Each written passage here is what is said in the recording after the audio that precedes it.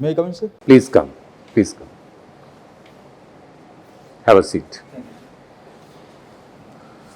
So, आनंद, English है, हिंदी है? Sir Hindi. आप अपने बारे में बताइए, आप हैं कौन? सर मेरा नाम आनंद कुमार सिंह है और मैं उत्तर प्रदेश के बहराइच ज़िले का रहने वाला हूँ। मैंने अपना ग्रेजुएशन बनारस हिंदू यूनिवर्सिटी से किया है। उसके बाद PCS 2019 के थ्रू मेरा वर्क ऑफिसर के पद पर सिलेक्शन हुआ है पंचायती राज डिपार्टमेंट में। और मेरी हॉबीज पिताजी के साथ खेती किसानी में उनकी सहायता करना और क्रिकेट खेलना है। आपका मैं डिटेल्स देख रहा था, उसमें आपने लिखा BA ऑनर्स, लेकिन आपने ऑनर्स का सब्जेक्ट नहीं लिखा। सर हिस्ट्री में मेरा ऑनर्स है। वो आपने लिखा नहीं था। सर सब्सिडरी सब्जेक्ट भी मैंने उसमें मेंशन किया हुआ है। नहीं, वो तो ठीक है, लेकिन जब आपको ऑनर्स की डिग्री मिलती है तो आप तो समझते हैं BHU से आप हैं, पास आउट हैं। खैर, बहराइच क्यों जाना जाता है? क्या चीज़ है बहराइच में जिसके लिए हम उसको जानें? सर बहराइच फर्स्टली तो उत्तर प्रदेश के तराई रीजन में आता है, तो मेनली ये एग्रीकल्चरल एक्टिविटीज़ के लिए जाना जाता है। और उसके साथ अगर हिस्टोरिकल पर्सपेक्टिव में देखें तो यहाँ पर महाराजा सुहेलदेव का किंगडम था, जिन्होंने महमूद गजनबी के सिपह सलार सैयद सलार मसूद गाजी को डिफीट किया था। उसकी वहाँ पर मज़ार भी है, जहाँ जून के महीने में एक महीने का मेला लगता है, वो काफ़ी फेमस है। साथ ही सर माइथोलॉजी में माना जाता है कि भगवान ब्रह्मा ने यहाँ पर तपस्या किया था और महर्षि अष्टावक्र और उनके साथ और तमाम ऋषियों ने, ये बहराइच पहले जंगली क्षेत्र था, तराई था, तो वहाँ जंगल थे, तो अनेक ऋषियों ने ऊपर तपस्या किया।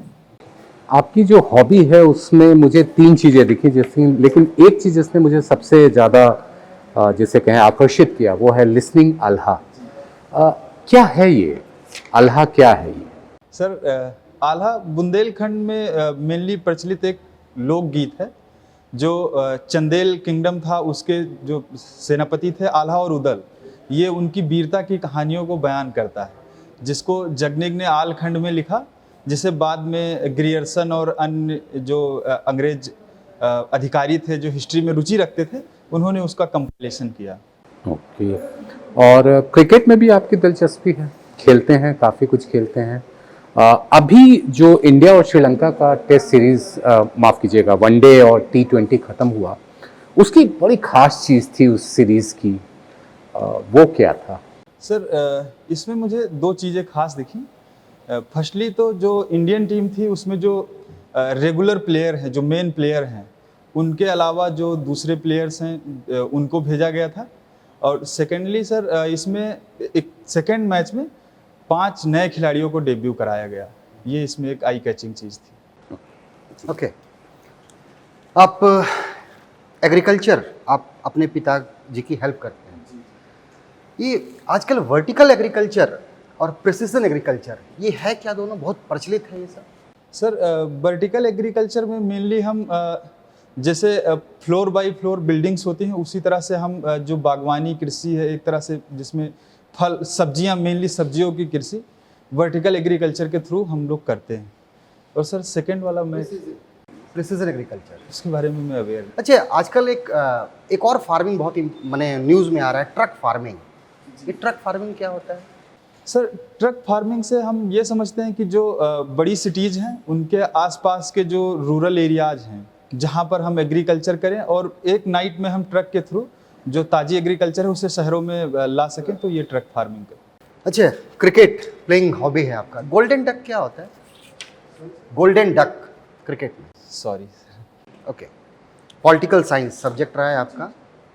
हाल के वर्षों में देखा गया है कि एक नई चीज़ भारतीय डेमोक्रेसी में आई है कि संवैधानिक संस्थाएं जो हैं, चाहे वो निर्वाचन आयोग हो, चाहे अन्य संस्थाएं हो, या हमारा सुप्रीम कोर्ट हो, इस पर लगातार आक्षेप लगाया जा रहा है। ऐसा क्यों हो रहा है और क्या डेमोक्रेसी के लिए अच्छा है? सर जहाँ तक मेरा मानना है सर, किसी भी लोकतांत्रिक देश में, हम लिबरल डेमोक्रेटिक कंट्री में रह रहे हैं, वहाँ पर पॉलिटिकल इंस्टीट्यूशंस का मजबूत होना बहुत ज़रूरी है। ये अगर मजबूत होंगे तो लोगों के जो मौलिक अधिकार हैं उनकी हम रक्षा कर सकेंगे। चूँकि हाल में एक मजबूत सरकार है और मजबूत सरकार के होने की जो उसके जो आउटकम्स हो रहे हैं कि सरकार बिल को, कोई भी अगर वो बिल चाह रही है तो वो पास करा ले रही है, क्योंकि वो उसका अधिकार भी है और वो उस दायरे में आता है। ये तो पार्लियामेंट जी जी। हमने सिर्फ पूछा आपको कि जो हमारा निर्वाचन आयोग है और ये जो संवैधानिक संस्थाएं हैं, ऐसा क्यों हो रहा है? सर चूंकि सर उसमें जो मजबूत सरकार की अवधारणा है उसी के थ्रू आरोप लग रहा है कि सरकार जो है इन संस्थाओं के कामकाज में दखल दे रही है।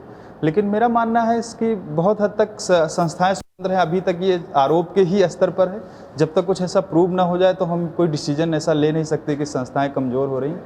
चूँकि लेकिन सूचना आयोग के मामले में सर मेरा दूसरा टेक है।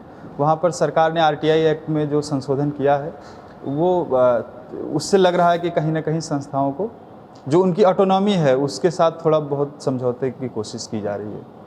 अच्छा, हाल मैंने रिसेंटली 2000 के बाद 2020 और अभी 2021 चल रहा है, क्या आपको लगता है कि भारत जो पहले सिर्फ एक आपको एक सॉफ्ट पावर के रूप में जाना जाता था, अब हार्ड पावर और स्ट्रक्चरल पावर के रूप में भी उभरा है? जी सर, ये बहुत हद तक ये उभार देखने को मिला है, क्योंकि भारत अब एक मजबूत शक्ति के तौर पर उभर रहा है। इसकी आर्थिक शक्ति भी मजबूत है और भारत डिफेंस फील्ड में भी मेक इन इंडिया के थ्रू अपनी शक्ति को आगे बढ़ाना चाह रहा है। लेकिन इंडिया है वो किस पावर का पार्ट है? सर ये मेनली हार्ड पावर और सॉफ्ट पावर में दोनों में इसको देखता हूँ, क्योंकि सरकार अपनी जो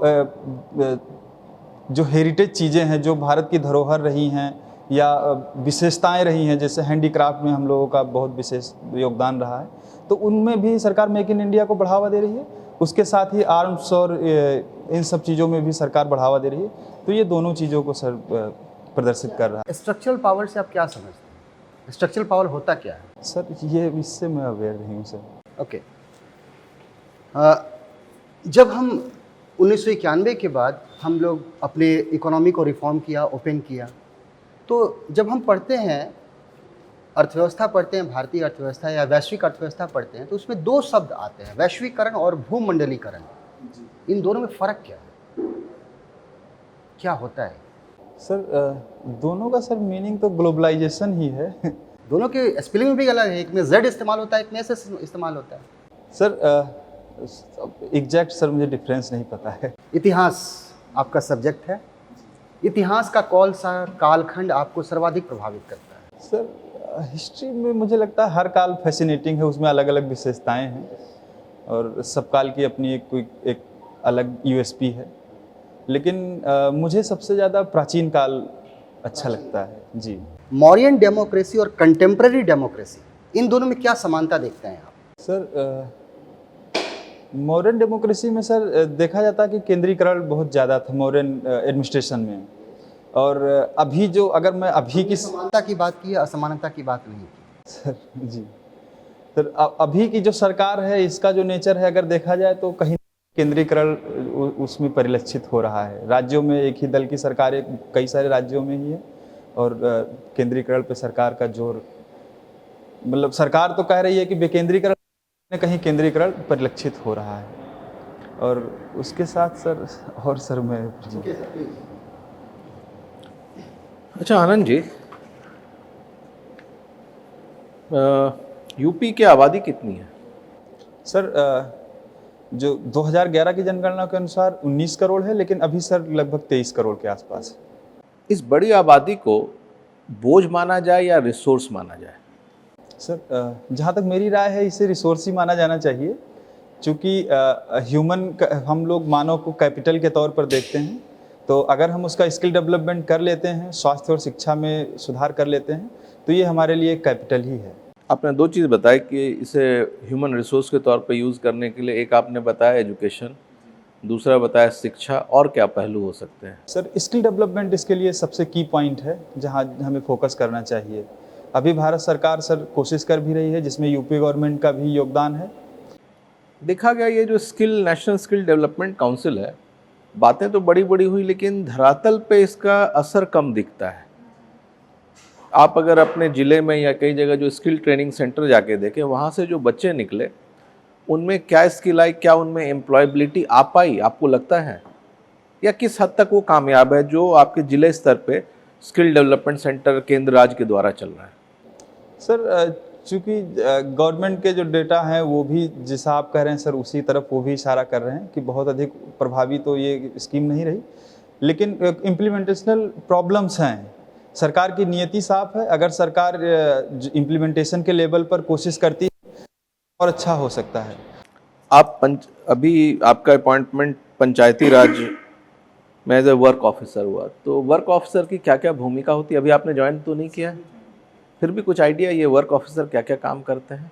सर मेरा जिला पंचायत में सर वर्क ऑफिसर के पोस्ट पर है।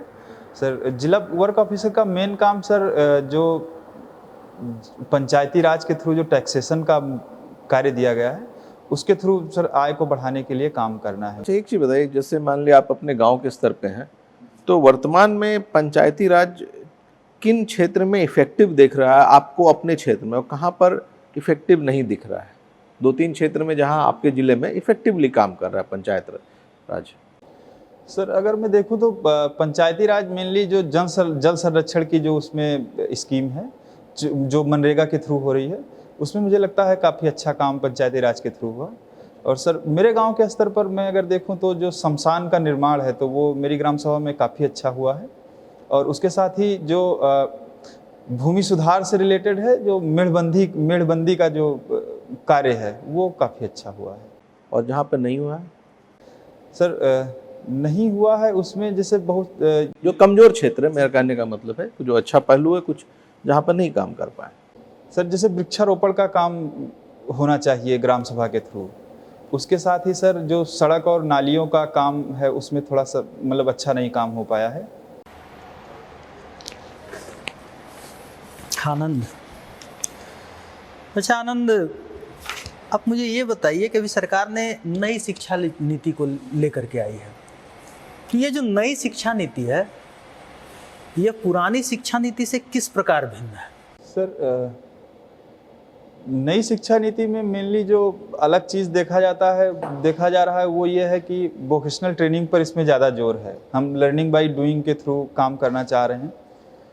उसके साथ ही सर जो शिक्षा का संस्थागत ढांचा है उसमें बदलाव की सरकार कोशिश कर रही है। उसके साथ ही सर जो खेलों में स्कूल के और जो कॉलेज के स्तर पर जो खेल का सुधार के लिए काम करना है उसमें भी सरकार इस नई शिक्षा नीति के थ्रू कोशिश कर रही है। अच्छा ये बताइए कि इस नई शिक्षा नीति की चुनौतियां क्या क्या है? आपने इसको पढ़ा है नई शिक्षा नीति को, तो क्या इसकी चुनौतियां क्या क्या है? आगे चल करके क्या क्या चुनौतियां आएंगी? सर चुनौतियाँ फर्स्ट लेवल पे मुझे चुनौती लगती है कि टीचर्स ट्रेनिंग के लिए सरकार को अभी ज़्यादा कोशिश करनी है, उसमें बहुत कम काम हुआ है। और सेकंड लेवल पर सर जो इसका एडमिनिस्ट्रेटिव जो ऑर्गेनाइजेशन है अभी उसमें देखा जा रहा है कि बहुत से लेवल पर जो पॉलिटिकल इंटरफेयर है वो देखा जा रहा है, तो सरकार को इससे निपटने के लिए काम करना होगा। और जो ये इंस्टीट्यूशंस हैं इनकी ऑटोनॉमी पे सरकार को काम करना पड़ेगा। यही सर चुनौतियाँ दिख रही हैं। और सर एक चीज़ मैं ऐड करना चाहूँगा, जैसे सर इसमें जो जीडीपी का 6% खर्च के लिए सरकार ने कहा है वो 1986 की भी शिक्षा नीति में सरकार ने कहा था, तो उसे अचीव नहीं कर पाए, लेकिन इसमें भी कहा है तो सरकार को उस लेवल तक जाना होगा और जाना ही चाहिए। अच्छा, आप बनारस हिंदू यूनिवर्सिटी के प्रोडक्ट हैं? जी। इसकी स्थापना किन्होंने की थे?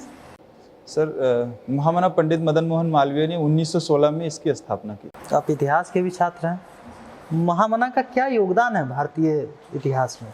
सर महामना का मेन योगदान सर जैसे उन्होंने शिक्षा के क्षेत्र में काफ़ी काम किया, बनारस हिंदू यूनिवर्सिटी की स्थापना की, जिसके बहुत सारे छात्र जो असहयोग आंदोलन में उन्होंने पार्टिसिपेट किया, भारत छोड़ो आंदोलन में पार्टिसिपेट किया। उसके साथ ही महामना का योगदान गंगा की सफाई और गंगा के संरक्षण को लेकर के भी रहा। उन्होंने गंगा महासभा की स्थापना की। उसके साथ सर वो उत्तर प्रदेश असेंबली और सेंट्रल असेंबली के लिए कई बार इलेक्ट हुए। और जो उनकी मेन भूमिका देखी गई वो जो राष्ट्रीय आंदोलन के नेता थे और ब्रिटिशर्स जो थे या राष्ट्रीय आंदोलन का जो दूसरा धड़ा था उनके थ्रू उनके बीच में एक लिंक का इन्होंने काम किया। जैसे पूना पैक्ट में सर देखा जाता है कि महात्मा गांधी और डॉक्टर अंबेडकर के बीच में समझौते के लिए पंडित मदन मोहन मालवीय ने काफ़ी काम किया। अच्छा आनंद, एक चीज़ बताइए, ऐसा कहा जाता है कि भारतीय प्रजातंत्र जो है वो अपने अभी ट्रांजिशन फेज से गुजर रही है। क्या आप बता सकते हैं कि ऐसा क्यों कहा जाता है? सर एग्जैक्ट तो इसका मीनिंग मैं सर नहीं निकाल पा रहा हूँ, लेकिन सर मैं कोशिश करता हूँ। तो कहा जाता है ट्रांजिशन फेज मतलब कि संस्तरित वाला क्षेत्र बीच में है, ना ज़्यादा मैच्योर्ड हो पाया है, ना भी वो एडोलेंस में है, बीच में से गुजर रहा है। क्यों, ऐसा क्यों कहा जाता है? सर चूँकि आप मास्क उतार सकते हैं, अगर आप कंफर्टेबल नहीं हैं तो आप मास्क उतार सकते हैं, ठीक है? Thank you.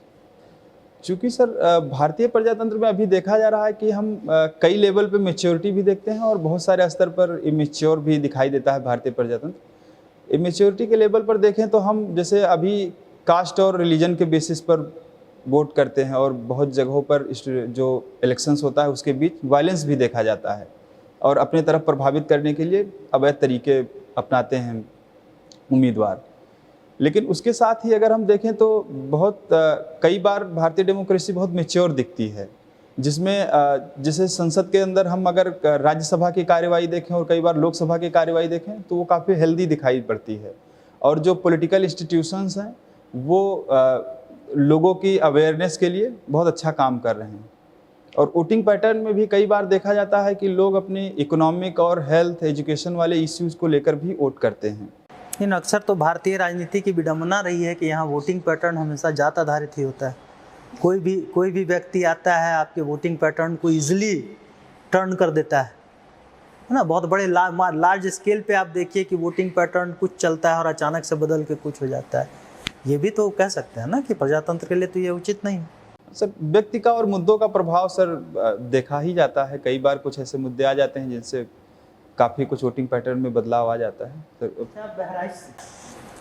आप मतलब यूपी के अगर पिछड़े जिलों की बात की जाए तो उसमें बहराइच का भी एक नाम आता है। क्या कारण है? जबकि संस्कृति बड़ी समृद्ध रही है, तराई का क्षेत्र भी पड़ता है, नेपाल से सटता हुआ भी है ना? तो क्या कारण है बहराइच पिछड़ेपन के से निकल नहीं पा रहा है अभी तक? सर फर्स्टली तो इसमें मैं यही कहूँगा कि जो राजनीतिक नेतृत्व था उसने उस तरफ कम ध्यान दिया। और दूसरा सर इसमें है कि बहुत सारी जगहों पर ऐसा देखा गया कि उस क्षेत्र का कोई मजबूत लीडर निकला है, उसने अपने क्षेत्र के विकास पर ज़्यादा ध्यान दिया। लेकिन बहराइच में सर ऐसा अभी तक तो नहीं हो पाया। उसके साथ ही सर ये जो अर्बन एरियाज हैं उससे थोड़ा सा दूर है ये, और कनेक्टिविटी का इश्यूज सर यहाँ पर रहा है पहले से। अभी तो कुछ ज़्यादा अच्छा हो गया है, लेकिन पहले कनेक्टिविटी की प्रॉब्लम बहुत ज़्यादा थी, तो इसलिए सर इसमें विकास का ढांचा थोड़ा सा कमज़ोर रहा। और सर रेलवे सर अभी यहाँ पर छोटी लाइन थी, मैं इसमें मेन ये कहना चाहूँगा, अभी छोटी लाइन जाती थी जो डायरेक्ट लखनऊ से कनेक्ट नहीं थी और दिल्ली से। अब वहाँ पर सर बड़ी लाइन बिछाई जा रही है, तो मुझे लगता है रेलवे विकास में योगदान करेगी। कनेक्टिविटी जो है, ट्रांसपोर्टेशन की फैसिलिटीज़ वो भी जो है उसके लिए। अच्छा एक चीज़ बताइए, ट्रांसपोर्टेशन पे अगर हम बात करें तो अक्सर देखा जाता है कि जितना विकास रोडवेज़ में हुआ, रेलवेज़ में हुआ या एयरवेज़ में हुआ, वाटरवेज़ में नहीं हो पाया।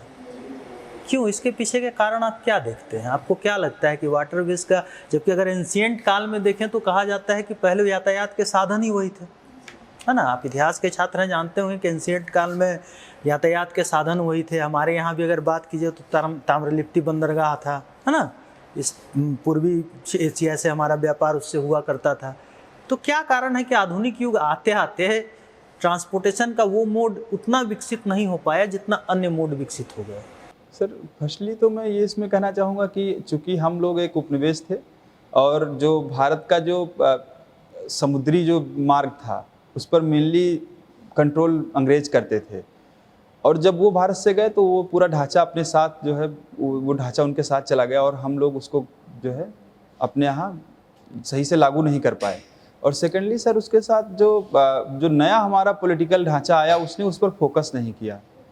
और इसमें सर मैं ये कहना चाहूँगा कि जो उसकी इनिशियल कॉस्ट है वाटरवेज की स्थापना की, वो थोड़ा ज़्यादा है और इसलिए सरकार ने उस तरफ ध्यान नहीं दिया। और सड़क और रेलवे चूँकि अंग्रेज़ों ने पहले से अपने माल को बाहर भेजने के लिए यहाँ डेवलप किया था, तो सरकार को कुछ ज़्यादा इसमें कोशिश नहीं करनी पड़ी, थोड़े बहुत सुधार के साथ उसने उसको आगे बढ़ाया। वर्तमान सरकार के द्वारा कुछ इसके विकास के लिए किया जा रहा है? क्या किया जा रहा है? वर्तमान सरकार सर सागरमाला प्रोजेक्ट लेकर के आई है, उसके थ्रू इस जो समुद्री मार्ग है उसको बढ़ावा दे रही है। उसके साथ ही जो अंतर्देशीय जो वाटरवेज जो मार्ग घोषित किए हैं सरकार ने, पहले 6 थे, उसमें अब 111 मार्गों को बना दिया है, तो नदियों के थ्रू सर व्यापार के लिए अभी। और तीसरा सर इसमें सरकार जो नदी जोड़ो परियोजना है उसके थ्रू भी सरकार इसको आगे बढ़ावा देने के लिए कोशिश कर रही है। अच्छा, अभी आप न्यूज़पेपर में अफगानिस्तान के विषय में पढ़ ही रहे होंगे, है ना? क्या स्थितियां वहाँ है आप जान रहे होंगे। तो भारत के क्या कूटनीतिक हित हैं जिसको लेकर के भारत अफगानिस्तान के प्रति अपना विशेष झुकाव रखता है? सर फर्स्टली तो सर इसमें यह है कि जो अफगानिस्तान की स्ट्रेटजिक लोकेशन है वो बहुत महत्वपूर्ण है। भारत अफगानिस्तान के थ्रू पाकिस्तान पे नियंत्रण कर सकता है और उसके साथ ही हम सेंट्रल एशिया के लिए वहाँ से मार्ग जो है खोज पा सकते हैं। चूँकि अभी पीओके पर कब्जा पाकिस्तान और चीन का वहाँ पर दखल है और हमें डायरेक्ट एक्सेस नहीं है, इसलिए अफगानिस्तान के थ्रू हम वहाँ जा सकते हैं। उसके साथ ही सर इसमें अगर देखा जाए तो अगर वहाँ लोकतांत्रिक सरकार है तो वो भारत के हित में काम करती है, और तालिबान का अगर आगमन होता है तो वो टेररिज्म के थ्रू भारत को अस्थिर करने की कोशिश करेगा, और उसने ऐसा किया भी है। और चूंकि कश्मीर में अलगाववादी तत्व देखे जाते हैं, उनको वो सपोर्ट करके भारत को अस्थिर करने की कोशिश करेंगे। अच्छा, आप प्रशासनिक सेवा में आना चाहते हैं, एक प्रशासक के लिए क्या महत्वपूर्ण होता है, जिम्मेदारी या जवाबदेही? सर मुझे लगता है दोनों ही महत्वपूर्ण हैं। हम अगर जवाबदेह नहीं होंगे तो जो ईमानदारी से जो सर्विस डिलीवरी है वो हम नहीं कर पाएंगे, और जिम्मेदार नहीं होंगे तो हम में जो आउटकम देना है वो सर नहीं आ पाएगा। ठीक सर। आनंद जी, 30 साल हमने सुधार के देखे, आर्थिक सुधार के। इस 30 साल के सफ़र को अगर आपको 5 लाइन में बताना हो तो आप कैसे बताएंगे? सर फर्स्टली तो मैं कहूँगा कि हमारी जो जीडीपी है वो कई गुना ज़्यादा बढ़ गई है। सेकेंडली सर उस समय जो प्रॉब्लम्स थी, हमारे पास विदेशी मुद्रा भंडार था, वो अब हमारे पास करीब 1 से 1.5 साल का हो गया है, जो कि उस समय 1 सप्ताह का था। उसके साथ ही सर जो फॉरेन इन्वेस्टमेंट है उसमें हमने बहुत अच्छा प्रोग्रेस किया है। फिर अगर देखा जाए तो जो एयर स्पेस का फील्ड है उसमें हमने काफ़ी प्रोग्रेस किया, कई कंपनीज नई आ गई हैं। और सर जो फाइनेंशियल मार्केट है वो बहुत अधिक बूस्ट किया है। आप हमेशा ये अखबार में पढ़ते होंगे कि विदेशी मुद्रा भंडार इतना हो गया, रिकॉर्ड स्तर पर पहुंच गया। क्या विदेशी मुद्रा भंडार का रिकॉर्ड स्तर पर पहुंचना भारतीय अर्थव्यवस्था के लिए शुभ संकेत है, या हमें इसमें खतरे की घंटी सुनाई दे रही है? सर अगर इसको देखा जाए तो इसमें दोनों पहलू सर दिखाई पड़ते हैं। पहला पहलू ये है कि अगर हमारे पास ज़्यादा विदेशी मुद्रा भंडार है, इसका मतलब ये है कि अगर कोई हमारे पास रिस्क आता है तो उसको रिस्क को हम मिटिगेट कर सकते हैं। और इसका अगर नकारात्मक पहलू सर देखा जाए तो चूँकि विदेशी मुद्रा भंडार को हम ज़्यादा बढ़ाएंगे तो जो हमारा इन्वेस्टमेंट है वो कहीं ना कहीं कम होगा, तो जो कैपिटल फॉर्मेशन है वो थोड़ा स्लो हो जाएगा। तो इसमें सर दोनों पहलू हैं, लेकिन मुझे लगता है कि विदेशी मुद्रा भंडार को सरकार को बढ़ाना चाहिए और एक स्टेबल इकोनॉमी हमें बनानी चाहिए, जिससे हम एफडीआई को और फॉरेन प्लेयर्स को अट्रैक्ट कर सकते हैं, और वो हमारे इस जो ये इन्वेस्टमेंट का लॉस हो रहा है उसको वो भरपाई कर सकते हैं। एक और चीज़ आपने देखा होगा कि इस समय शेयर बाज़ार भी लगातार सुर्खियों में रहता है। अभी आपने जोमेटो का देखा होगा IPO, लोगों को 100% तक गेन हुआ। क्या आपको लगता है कि हमारा जो शेयर बाज़ार है वो वास्तविक अर्थव्यवस्था के साथ जुड़ा हुआ है, या वो अपनी चाल चलता और वास्तविक अर्थव्यवस्था अपनी चाल से चल रहा है? सर इसमें सर मिला जुला सर व्यू है। पहला ये है कि सर जो सेंसेक्स या जो शेयर बाज़ार है वो ऑर्गेनाइज्ड मार्केट को ही रिप्रेजेंट कर रहा है। तो जो ऑर्गेनाइज्ड मार्केट में अगर जो भी बूम दिखाई पड़ रहे हैं या उनमें जो भी लॉसेस हो रहे हैं वो वहाँ पर परिलक्षित होते हैं। लेकिन जब जोमेटो जैसी कंपनी जो सालों से घाटे में है और इसमें निवेशक खुल करके पैसा लगा रहे हैं, तो किस उम्मीद पे लगा रहे हैं? क्यों ये समझे कि जोमेटो उनको माल कर देगा? सर इस मामले से सर मैं भी उतना अवेयर नहीं हूँ, लेकिन मैं सेकंड वाला सर बताना चाह रहा हूँ कि जो मैक्सिमम भारत का जो फील्ड है वो अनऑर्गेनाइज सेक्टर है, वहाँ शेयर बाजार में वो परिलक्षित नहीं होता है। और अभी जो कोरोना का प्रभाव देखा गया वो ज़्यादातर अनऑर्गेनाइज सेक्टर पे ही देखा गया। तो जैसा आप कह रहे हैं तो वो बात उसमें है कि वो भारत की अर्थव्यवस्था की रियल तस्वीर को सही मात्रा में प्रदर्शित नहीं कर पा रहा है। अर्थव्यवस्था में एक और बात हम लोग बार बार चर्चा करते हैं समावेशी विकास की, कि विकास का फ़ायदा अंतिम पायदान पे बैठे हुए व्यक्ति को मिले। क्या आपको लगता है कि समावेशी विकास के मामले में हम कामयाब हो पाए हैं, और यदि नहीं तो उसकी वजह क्या रही, और यदि हाँ तो उसका कारण क्या है? सर चूंकि सरकार कोशिश कर रही है और यूनाइटेड नेशंस की तरफ से एसडीजी गोल्स दिए गए हैं, उसमें कई पैरामीटर्स पे हम नीति आयोग के थ्रू उसको उसकी जांच कर रहे हैं। तो कई पैरामीटर्स पे हम बढ़ रहे हैं और जो स्टेट्स हैं वो अच्छा परफॉर्मेंस दे रहे हैं। लेकिन उसमें अभी जो जितना हमें प्रोग्रेस करना चाहिए वो नहीं हो पा रहा है। उसका सर मेन कारण मुझे दिखाई देता है कि जो हमारा टैक्सेशन का सिस्टम है वो जितना प्रोग्रेसिव होना चाहिए उस लेवल में नहीं है। और जो सर हमारे जो कर के दायरे हैं वो काफ़ी कम हैं। इसके कारण से जो सोशल सेक्टर की स्कीम्स है जिनके थ्रू हम समावेशी विकास कर सकते हैं उन पे हम कम खर्चा कर पा रहे हैं। इसके साथ ही तीसरा रीजन सर मुझे दिखाई दे रहा है कि जो सरकारी व्यवस्था में लीकेजेस हैं वो कुछ ज़्यादा ही हैं, उन पर सरकार को काम करना चाहिए। और चौथा सर इसमें ह्यूमन रिसोर्स डेवलपमेंट जैसे हेल्थ और एजुकेशन के फील्ड में और skill development, main sir skill development पे हमें ज़्यादा ध्यान देना चाहिए। उसके थ्रू हम समावेशी विकास कर सकते हैं। ओके, आपने एक शब्द जिक्र किया एसडीजी, सस्टेनेबल डेवलपमेंट गोल्स की आप बात कर रहे हैं, अगर मैं गलत नहीं हूँ तो। और हमारी एक सबसे बड़ी परेशानी है कि देश में गरीब कौन है हमें नहीं पता है। तो आप कैसे एसडीजी में इम्प्रूवमेंट कर सकते हैं जब आपको पता ही नहीं है कि आपके देश में गरीब कौन है? सर चूँकि सर सरकार ने कई लेवल पे आइडेंटिफाई करने की कोशिश की है, लेकिन अभी भी उसमें बहुत सारे लूप होल्स हैं। तो सरकार को एक समेकित कोई जांच कमेटी या इस तरह से काम कर करके हमें उसको एक फार्मूला ला करके उस चीज़ को पता करना चाहिए और उन चीज़ों को लागू करना चाहिए ग्राउंड लेवल पर। क्योंकि आपने इनके जवाब में कहा था जवाबदेह और जिम्मेदार, ये दो शब्द थे। अब एक प्रशासनिक अधिकारी होने के नाते जब आपको कहा जाए कि गरीब को परिभाषित करें, तो क्या ये आपकी जवाबदेही होगी या जिम्मेदारी होगी? सर मुझे लगता है ये मेरे लिए जिम्मेदारी ज़्यादा है, चूँकि जो सर्विस डिलीवरी का मामला है वो अगर हम को आइडेंटिफाई कर लेते हैं तो हम बेहतर सर्विस डिलीवरी कर पाएंगे। कैसे करेंगे? आपके पास पैरामीटर क्या है? सर पैरामीटर सर जिसमें जैसे अभी तक मेनली जो देखा जा रहा है वो हम इकोनॉमिक फैक्टर्स पर ही। तो 2012 में डिफाइन हुआ था, 9 साल हो गए। 9 साल में हमारी अर्थव्यवस्था कहाँ से कहाँ पहुँच गई?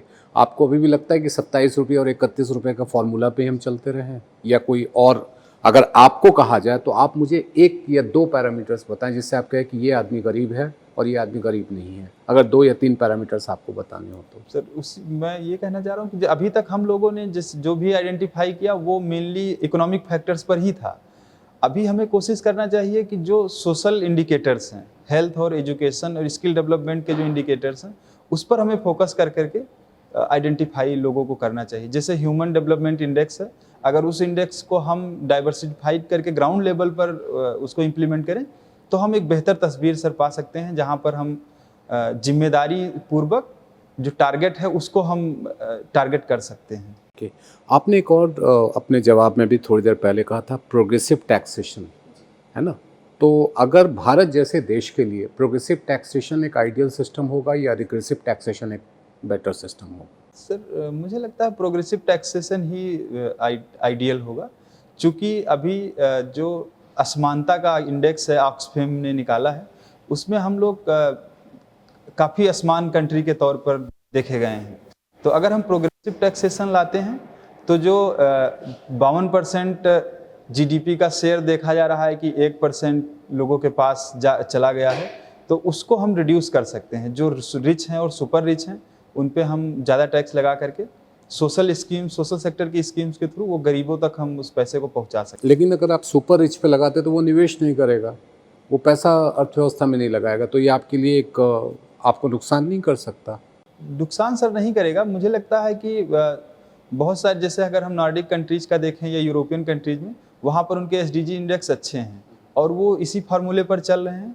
तो हमें लगता है कि उनको, चूंकि इसमें से दूसरा अगर तस्वीर में देखूं तो जो सोशल सेक्टर की स्कीम अगर कामयाब होती हैं और लोगों का विकास होता है ग्राउंड लेवल पर, तो वो उनके पास अधिक से अधिक परचेजिंग पावर आएगी, वो फिर जा करके सुपर रिच के पास ही जाएगी। तो एक साइकिल बन जाएगा जिसमें दोनों फायदे में रहेंगे। तो फिर से हम असमानता की तरफ बढ़ जाएंगे, क्योंकि जो आपकी संपत्ति सृजित हो रही है उसका एक बड़ा हिस्सा फिर से सुपर रिच के पास जा रहा है। तो फिर तो हमारा विशेष सर्किल जो है, दुष्चक्र जो है, वो कभी खत्म नहीं होगा। मुझे लगता है कि हम जो पैसा खर्च करेंगे वो अपनी सर्विस के लिए खर्च करेंगे, वो हम अपनी बेहतरीन लाइफ स्टैंडर्ड को बढ़ाने के लिए। तो और दूसरा सर इसमें है कि सरकार जो स्किल डेवलपमेंट के थ्रू काम करेगी उसमें हम लगातार अर्निंग की तरफ बढ़ जाएंगे। तो लगातार अर्निंग करते हुए हम अपने जो पैरामीटर्स हैं उनको बढ़ाएंगे और वो एक साइकिल बनेगा जिसमें दोनों फायदे में रहेंगे। एक आखिरी सवाल बोर्ड की तरफ से, जीएसटी को लेकर के बहुत चर्चा होती है, जीएसटी ने ये किया, जीएसटी ने ये फ़ायदा, और सरकार दावे करती है कि इससे अर्थव्यवस्था में काफ़ी बेहतरी। जीएसटी हम सभी जानते हैं कि एक रिग्रेसिव टैक्सेशन सिस्टम है। क्या आपको लगता है कि भारत जैसे अर्थव्यवस्था के लिए जीएसटी का होना ज़रूरी है? सर मुझे लगता है जीएसटी का होना ज़रूरी है सर, चूँकि जीएसटी अभी बहुत सारे ऐसे टैक्सेशन थे जो लगते थे तो उसमें यूनिफॉर्मिटी नहीं थी। तो अगर हमें टैक्स बेस को बढ़ाना है तो जीएसटी को हमें लाना ही चाहिए, और जो टैक्सेशन का सिंप्लीफिकेशन है उसके लिए जीएसटी बहुत सही है। वो तो रिग्रेसिव है, तो वो आप उसको सपोर्ट करेंगे? सर चूँकि सर अप्रत्यक्ष कर में थोड़ी सी मुश्किल होती है, तो वो प्रोग्रेसिव अगर हम करना चाहें तो उस टारगेट को हम नहीं कर, चूँकि सर इसमें प्रोडक्ट्स पर टैक्स लगता है, और जो केवल प्रोडक्ट्स पे या सर्विसेज पे भी? सर सर्विसेज पे भी लगता है। तो जो सर्विसेज या प्रोडक्ट लग्जरियस हैं उन पे हम ज़्यादा लगा रहे हैं, पहले से ही ज़्यादा लगा रहे हैं, और जो इसेंशियल चीज़ें हैं उन पे हम कम टैक्स लगा रहे हैं। तो इसके थ्रू हम इसे रेशनलाइज करने की कोशिश कर रहे हैं सर। और जो टैक्स रिजीम को सिंप्लीफिकेशन के लिए सर बहुत ज़रूरी है। जो अभी तक टैक्स टेररिज्म या एक तरीके से जो ऑफिसर्स के थ्रू प्रॉब्लम्स देखी जाती थी व्यापारियों के लिए, वो ये उसको दूर कर सकता है बहुत हद तक। Thank you.